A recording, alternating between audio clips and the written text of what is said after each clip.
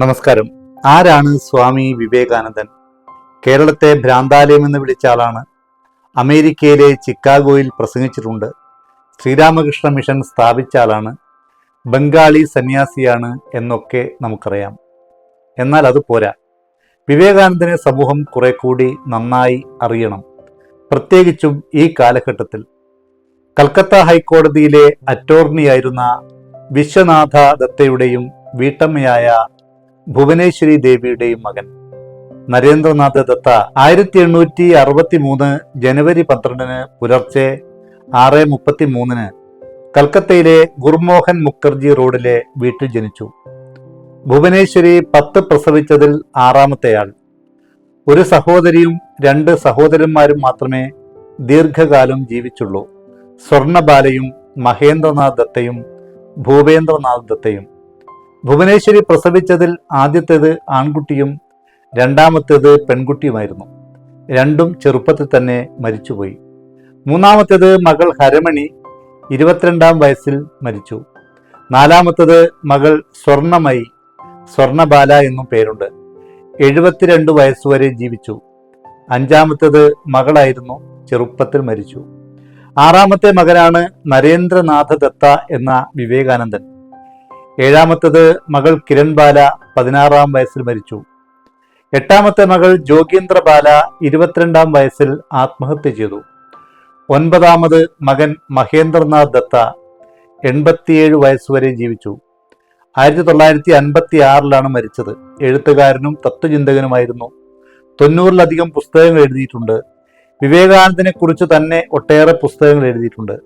Chronicles of the life of Vivekananda Swamiji, Swami Vivekananda in London തുടങ്ങിയവ അതിൽ പ്രധാനങ്ങളാണ്. 10ാമത് മകൻ ഭൂപേന്ദ്രനാഥ് 81 വയസ്സുവരെ ജീവിച്ചു.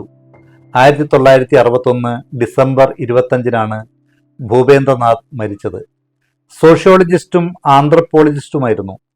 അനുശീലൻ സമിതിയുമായി ബന്ധപ്പെട്ട് ബ്രിട്ടീഷുകാർക്കെതിരെ വിപ്ലവ പ്രവർത്തനത്തിലും അദ്ദേഹം പങ്കാളിയായിരുന്നു. ബംഗാളിലെ വിപ്ലവ പത്രമായ യുഗാന്തറിന്റെ എഡിറ്ററായും പ്രവർത്തിച്ചു. കമ്മ്യൂണിസ്റ്റ് ഇന്റർനാഷണലിന്റെ പ്രവർത്തനങ്ങളിൽ ഏർപ്പെട്ടു. വിവിധ സന്ദർഭങ്ങളിൽ ബ്രിട്ടീഷുകാർ അറസ്റ്റ് ചെയ്ത് ജയിലിൽ അടച്ചിട്ടുണ്ട്. ഒരു പ്രബന്ധം തയ്യാറാക്കി റഷ്യയിൽ ലെനിന് അയച്ചു കൊടുത്തതും വളരെ പെട്ടെന്ന് തന്നെ ലെനിൻ അതിന് മറുപടി എഴുതിയതുമൊക്കെ ചരിത്രത്തിന്റെ ഭാഗമാണ്. ആ കത്ത് കംപ്ലീറ്റ്സ് വർക്ക് ഓഫ് ലെനിൻ എന്ന സമാഹാരത്തിലുണ്ട്. മഹേന്ദ്രനാഥും ഭൂപേന്ദ്രനാഥും ഒക്കെ പ്രത്യേകം മനസ്സിലാക്കാൻ മാത്രം, പഠിക്കാൻ മാത്രം യോഗ്യരായ ഉജ്ജ്വല വ്യക്തിത്വങ്ങളാണ്. ഇരുവരും വിവാഹം കഴിച്ചിരുന്നില്ല. നരേന്ദ്രനാഥ ദത്തയ്ക്ക് വിവേകാനന്ദൻ എന്ന പേര് വളരെ കഴിഞ്ഞിട്ടാണ് കിട്ടിയത്.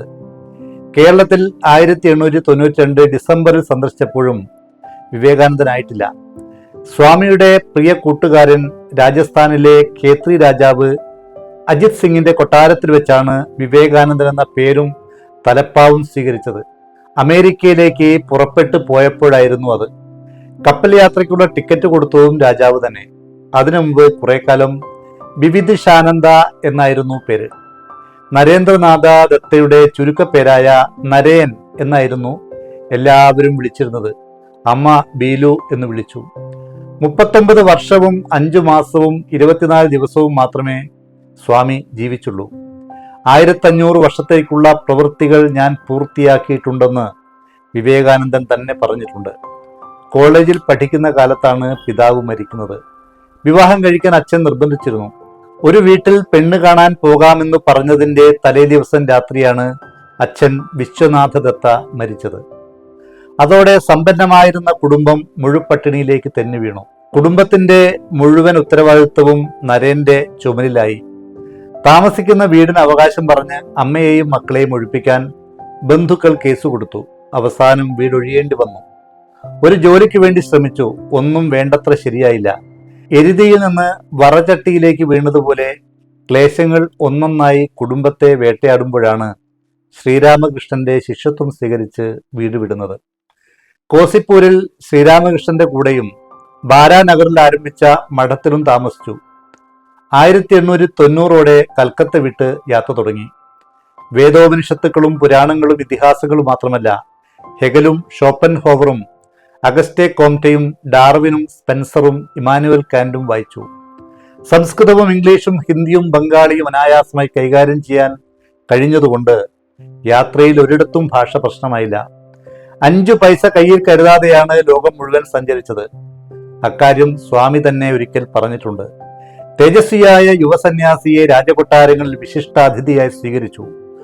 പാരിലില്ല ഭയമെന്നും ഏറെയുണ്ടാരിലും കരുണയെന്നും ഏതിനും പോരുമെന്നും അരുളി ധീരമായ മുഖകാന്തിയാലവൻ എന്ന് കുമാരനാശാൻ നളിനിയിലെ ദിവാകരനെ അവതരിപ്പിച്ചത് വിവേകാനന്ദനെ മനസ്സിൽ കണ്ടുകൊണ്ടാണ് എന്ന് പറയാറുണ്ട്. രാജാക്കന്മാർ സ്വാമിക്ക് മുമ്പിൽ സാഷ്ടാംഗം പ്രണമിച്ചു. തങ്ങളുടെ കൊട്ടാരത്തിൽ താമസിക്കണമെന്ന് പലരും അപേക്ഷിച്ചു. തിരുവനന്തപുരത്ത് ശ്രീമൂലം തിരുനാൾ മഹാരാജാവിൽ നിന്ന് മാത്രമാണ് അത്ര സുഖകരമല്ലാത്ത അനുഭവമുണ്ടായത്. സ്വാമി പറയുന്നത് കേൾക്കാൻ രാജാവ് തയ്യാറായില്ല. അത് നമുക്ക് മറ്റൊരു വീഡിയോയിൽ പിന്നീട് പറയാം. യാത്ര തുടർന്നു. കുടിലുകളിലും കൊട്ടാരങ്ങളിലും അന്തിയുറങ്ങി. ജാതി മതഭേദം കാണിച്ചില്ല. അവസാനം അമേരിക്കയിലെ ചിക്കാഗോയിൽ സർവമത സമ്മേളനത്തിൽ പ്രസംഗിച്ച് താരമായി.